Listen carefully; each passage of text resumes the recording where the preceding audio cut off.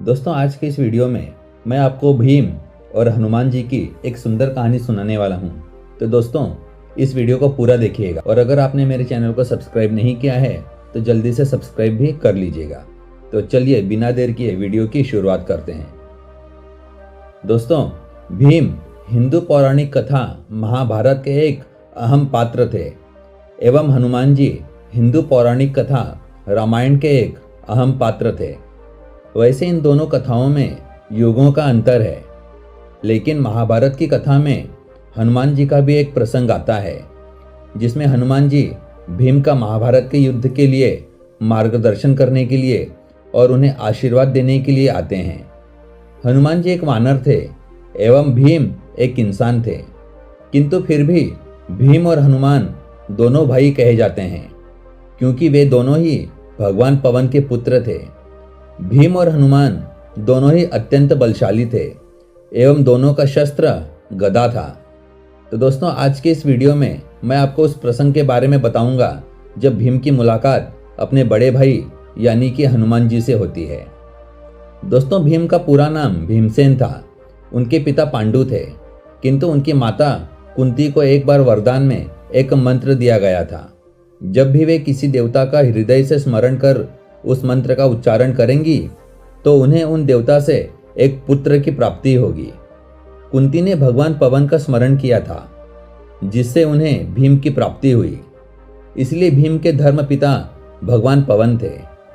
माता कुंती ने इसके अलावा 4 और पुत्रों को जन्म दिया। इनके पिता पांडु थे, इसलिए उन्हें पांडव कहा जाता है। दोस्तों, भीम की 2 पत्नियां थीं। पहली पत्नी हिडिंबा थी जो कि राक्षस हिडिंब की बहन थी। उसके द्वारा भीम का एक पुत्र घटोत्कच हुआ। इसके बाद जब राजा द्रुपद की पुत्री द्रौपदी का स्वयंवर हुआ तब उस स्वयंवर को अर्जुन ने जीता, किंतु माता कुंती के आदेश से रानी द्रौपदी अर्जुन के साथ साथ 5 पांडवों की पत्नी कहलाई। इनके द्वारा भीम का एक पुत्र सुतामोसा हुआ। महाभारत के युद्ध के दौरान भीम के दोनों पुत्रों की मृत्यु हो गई थी। दोस्तों, वहीं हनुमान जी का जन्म वानर रूप में हुआ था। उनकी माता अंजना एक अप्सरा थीं जिन्होंने एक अभिशाप के कारण पृथ्वी पर जन्म लिया।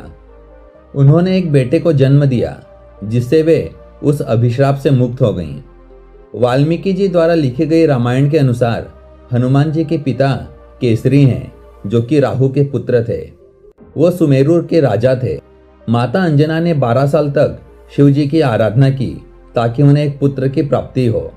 तब भगवान शिव ने अपने 11वें अवतार हनुमान जी के रूप में माता अंजना के गर्भ से जन्म लिया एवं अंजना केसरी की पत्नी थी।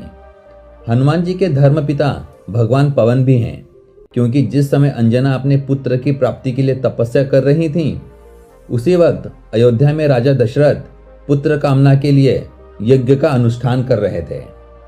इस दौरान राजा दशरथ की तीनों पत्नियों को एक एक फल दिया गया जिससे उन्हें पुत्र की प्राप्ति हो सके, किंतु उसमें से एक फल वायु के द्वारा अंजना के हाथों में जा गिरा जिसे खाकर अंजना को पुत्र की प्राप्ति हुई।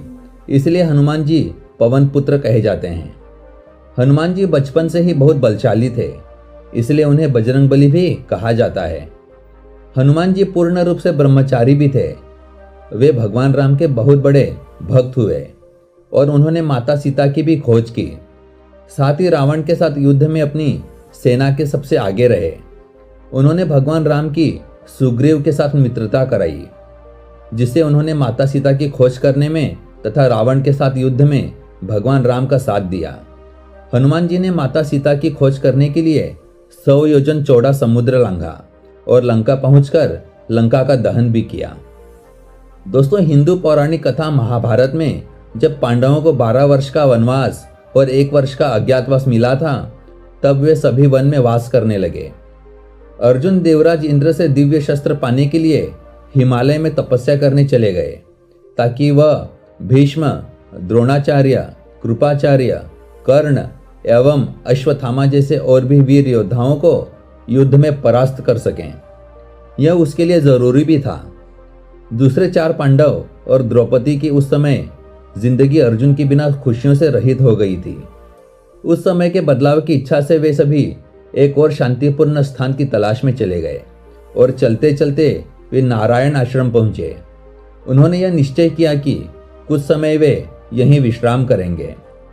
फिर एक दिन उत्तर पूर्व दिशा से एक कमल का पुष्प द्रौपदी के पास उड़कर आया। वह पुष्प बहुत ही सुगंधित था। उसकी सुगंध से द्रौपदी उस कमल पुष्प पर मोहित हो गई। उसने भीम से इस तरह के और पुष्प लाने के लिए कहा। भीम द्रौपदी की इच्छा को पूरा करने के लिए उस कमल पुष्प की खोज में उस ओर चल दिए जिस ओर से उस कमल पुष्प की सुगंध आ रही थी। पुष्प की खोज करते करते वे एक वन में पहुंचे। वन के द्वार में एक वानर लेटा हुआ था जो कि भीम का रास्ता रोके हुए था। भीम ने उस वानर से कहा, हे वानर, रास्ते से हटो और मेरा रास्ता साफ करो। उस वानर का रास्ते से उठने का कोई मूड नहीं था। उस वानर ने भीम से कहा, मैं बहुत बूढ़ा और कमजोर हो चुका हूं। यदि तुम्हें जाना है तो मुझे लांग कर चले जाओ। भीम ने नाराज होकर फिर उस वानर को हटने के लिए कहा। फिर भी वानर वहां से नहीं हटा। तब भीम ने कहा कि हे बूढ़े वानर, तुम नहीं जानते कि तुम किससे बात कर रहे हो। मैं कुरु दौड़ से एक क्षत्रिय हूं। मैं माता कुंती का पुत्र हूं और भगवान पवन मेरे पिता हैं। मैं भीम हूं, प्रसिद्ध हनुमान का भाई। तो यदि तुम मेरा अपमान करते हो तो तुम्हें मेरा प्रकोप झेलना होगा। इसलिए तुम्हारे लिए बेहतर है कि तुम मेरा समय बर्बाद किए बिना यहां से उठो और दूसरे स्थान पर चले जाओ। तब वानर ने भीम से कहा, यदि तुम्हें इतनी जल्दी है तो तुम मेरी पूंछ को हटाकर निकल जाओ। भीम ने पूंछ हटाना शुरू किया किंतु वानर को कोई असर नहीं हुआ। वानर ने भीम से पूछा कि हनुमान कौन है? मुझे उसके बारे में बताओ कि वह इतना महान क्यों है। उसने ऐसा क्या किया है? भीम ने कहा, तुम इतने मूर्ख और अज्ञानी कैसे हो सकते हो? तुमने शक्तिशाली हनुमान के बारे में नहीं सुना, जिसने श्री राम की पत्नी सीता की खोज में 100 योजन चौड़ा समुद्र लांघा और लंका पहुंचे। दरअसल तुम अनभिन्न हो। वह वानर सिर्फ मुस्कुरा रहा था और भीम वानर की पूंछ हटाने की कोशिश कर रहे थे। उसने बहुत बल लगाया उसकी पूंछ हटाने में, किंतु उस वानर की पूंछ टस से मस नहीं हुई। भीम को कुछ अलग सा महसूस हुआ और उसने उस वानर से कहा, आप कोई साधारण वानर नहीं हैं। कृपा करके मुझे बताएं कि आप कौन हैं। तब वानर ने कहा, भीम, मैं वही हनुमान हूं जिसके बारे में अभी तुम बता रहे थे। मैं ही तुम्हारा बड़ा भाई हूं। तुम्हारा रास्ता आगे खतरनाक है। यह रास्ता देवताओं का है और यह मनुष्यों के लिए सुरक्षित नहीं है। इसलिए मैं तुम्हारी रक्षा के लिए आया था। मैं जानता हूं कि तुम यहाँ सुगंधित कमल पुष्प लेने आए हो। मैं तुम्हें वह तालाब दिखाऊंगा जहां वह पुष्प उगते हैं। तुम वहां से जितने चाहे उतने पुष्प लेकर यहां से जा सकते हो।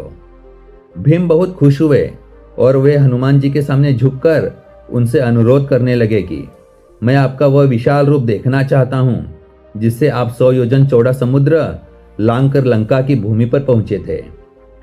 हनुमान जी ने अपने उस विशाल रूप को धारण कर भीम को दर्शन दिया। भीम उनके विशाल रूप को देखकर दंग रह गए और अपनी आंखें बंद कर लीं। फिर हनुमान जी ने अपने साधारण रूप में आकर भीम को गले लगा लिया और भीम उनसे धन्य हो गए।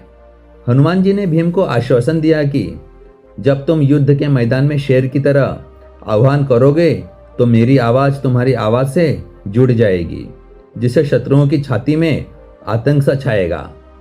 मैं अर्जुन के रथ के झंडे पर विराजमान रहूंगा। तुम्हारी ही विजय होगी।